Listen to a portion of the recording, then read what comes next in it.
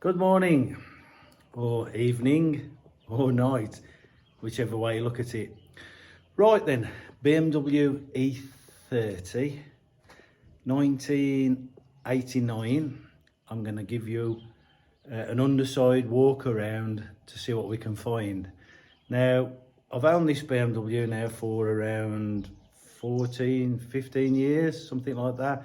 And it came from France originally, and it wasn't in bad condition. Actually, it's in very good condition for its age. Now, what I'm going to do is going to give you a walk around of the underside to see what we can find. Obviously, you've watched Car SOS, they've bodged holes up in here, there and everywhere, and the old cars fell on the floor, but they've still rebuilt it. Let's have a look at this one and see what we can find. So I'm going to spin the camera around and get my flashlight out and we'll have a look. Now then, starting from the rear. Now, as you can see, when I had the car a while ago, it looks like it's just had a little bit of a dent at the back, so as the bumper's probably replaced sometime in its life. This is just dirt, this is underneath. So as obviously it was bashed out as best as it could. Nobody wanted to change that section. I can actually get that new section and put it in if I really wanted to, but I'm not too fussed. Now, somewhere down the line, I don't know whether that was an original exhaust, obviously a Walker one, or either that or it's been catching there because someone in the wisdom has bashed it all in, but it looks a bit ugly. But there again, there's no banging and knocking underneath. So, you know, it is what it is. And if you look somewhere down the line, you can see where it's had quite a decent join repair on it. So starting from the back, let's have a look. Let's get the light on here. So the disc covers are still on, which is quite good. Shock absorbers, not sure whether those are the original shock absorbers. They could be. Now, no, they've been changed, those are, because the bushes are quite good in there. So as right as you can come around here, you can see the brake pipes are very good. It's had spring assisters on, which I put them on myself because I was carrying some weight on the roof rack. Right, what have we got? We've got a bit of rust around there, just a bit, but no rot. Rear diff, just a bit rusty. Oh right, okay, that looks, let me just see if I can get up there a bit. That looks a bit perished, so as I would like to replace that. Spare wheel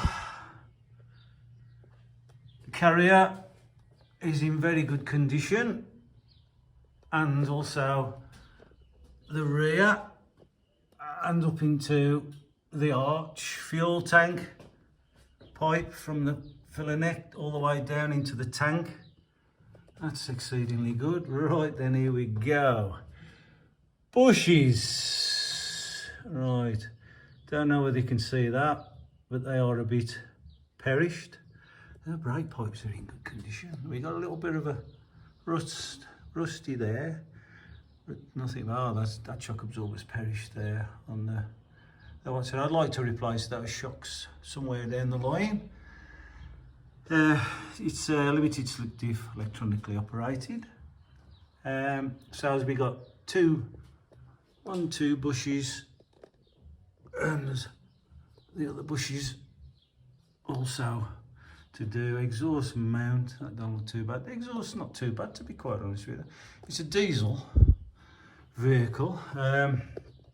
Okay, right, so as we've got a single tank crossing over the prop shaft, and we've got some copper slip round that. You can see that there. I'll just about zoom in on that knot. It's been copper slip, so as I take it, that was probably a bit corrosive. Just to get it past an MOT quite a while ago. You can see it's not too bad.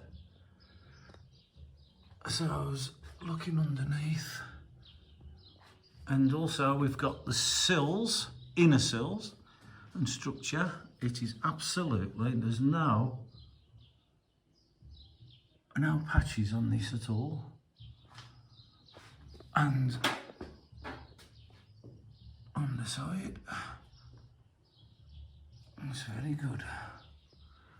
Very good. We got some fuel lines here.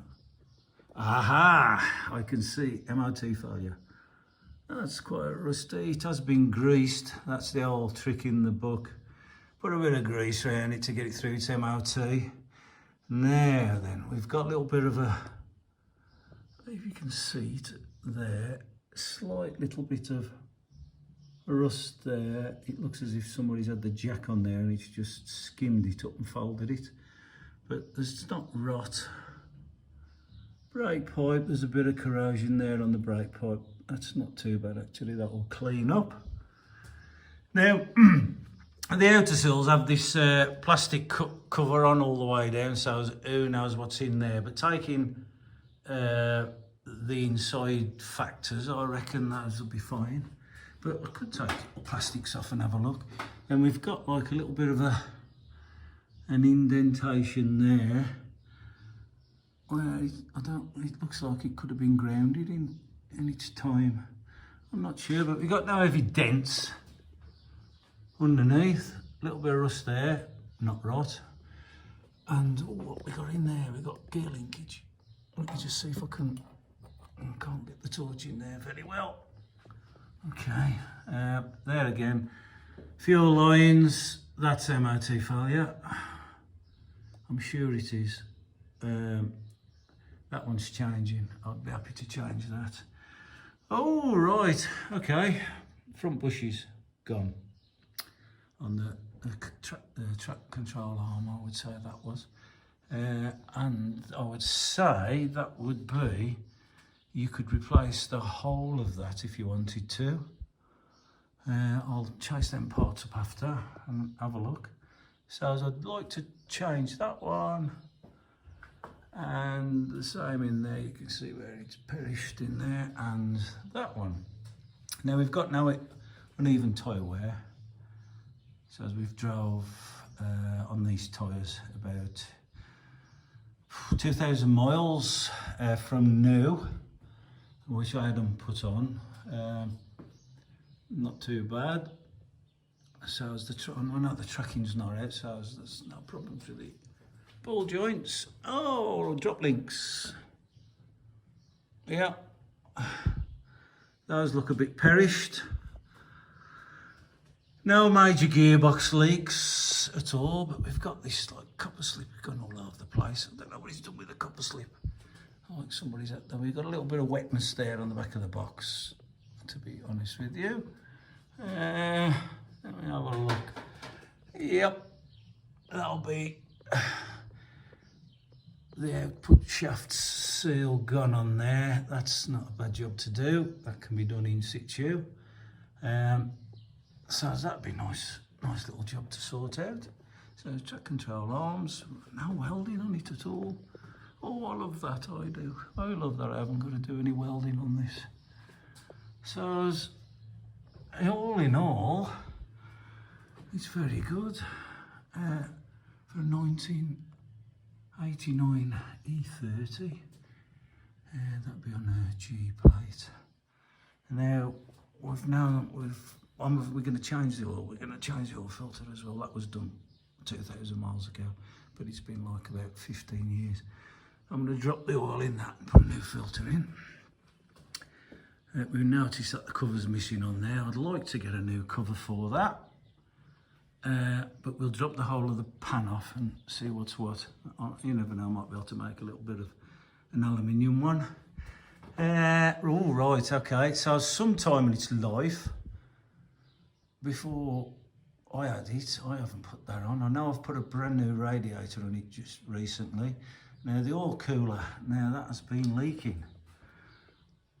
And it's not been leaking from, you can see that, it's not been leaking from the joint. It's been actually leaking from the core itself. So whoever made that, 10, It's a BMW. Oh, it's a probably a genuine BMW part replacement. That's not very good, is it? That's not very good at all. We've got a little bit of a thing there that could be straightened out pretty easy. And no rust, no rot, no holes, nothing's falling down at all. Absolutely fantastic.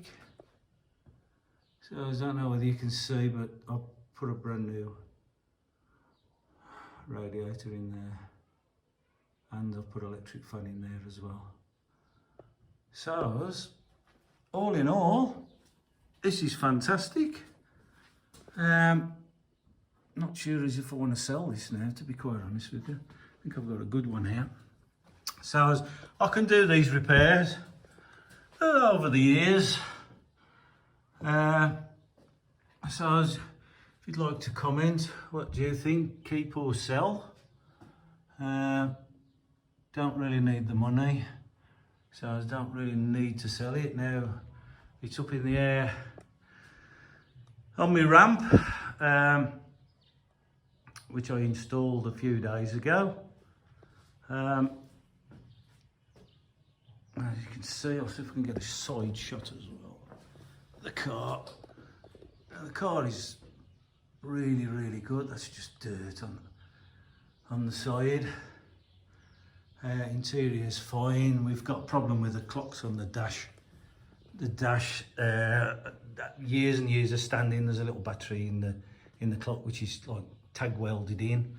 That one's replacing, but I might pull the clock out and stick it to somewhere to get that sorted out. Yeah, I think it's a keeper. I think it's a keeper. You tell me what you think in the comments. Should I keep it or should I sell it? Right, so anyway, I hope you've enjoyed this little video of my E30. I'll show you a bit more of the rear end there. And it's actually a 324 TD, which is the 2.4, not the 2.5. It's the earlier version. And it's about 115 horsepower with a straight six diesel engine, and it sounds like a lovely little sewing machine. Perfect. I hope you've enjoyed this video, and thank you for watching.